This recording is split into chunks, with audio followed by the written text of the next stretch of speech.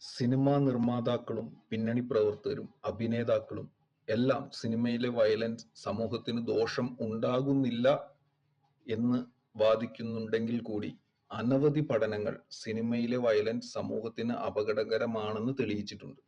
കുറച്ച് പഠനങ്ങളുടെ സ്ക്രീൻഷോട്ട് ഞങ്ങളിവിടെ കാണിക്കാം. ഈ പഠനങ്ങളുടെ ലിങ്ക് ഡിസ്ക്രിപ്ഷനിലും ഇടാം. ഇതെല്ലാം ശാസ്ത്രീയപരമായി സംഘടിപ്പിച്ച പഠനങ്ങളുടെ ഫലങ്ങളാണ്.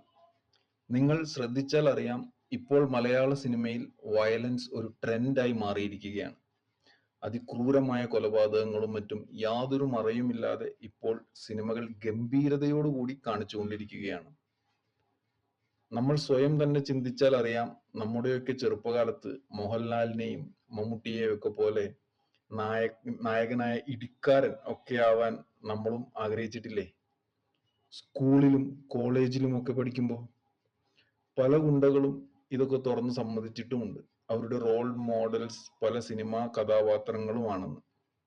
ഇതിന്റെയൊക്കെ പ്രതിഫലനം പല വിദ്യാഭ്യാസ ക്യാമ്പസുകളിലും നമ്മൾ ദിനംപ്രതി കാണുന്നുമുണ്ട്.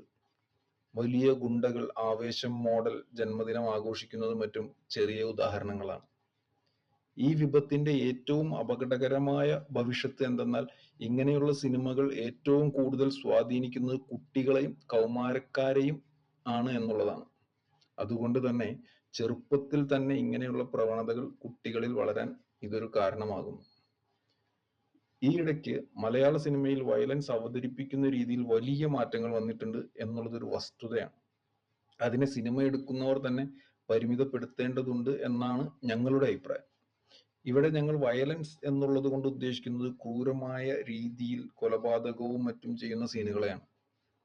പലപ്പോഴും ആ വില്ലന്മാർക്ക് ഈ സിനിമകളിൽ തന്നെ ഒരു വീരപരിവേഷം കൊടുക്കുന്നുണ്ട് താൻ. ഇതുപോലെ തന്നെയാണ് മയക്കുമരുന്നും മദ്യവും ഉപയോഗിക്കുന്ന സീനുകളും. ഇതും സ്വാധീനിക്കുന്നത് കുട്ടികളെയും കൗമാരക്കാരെയും തന്നെ.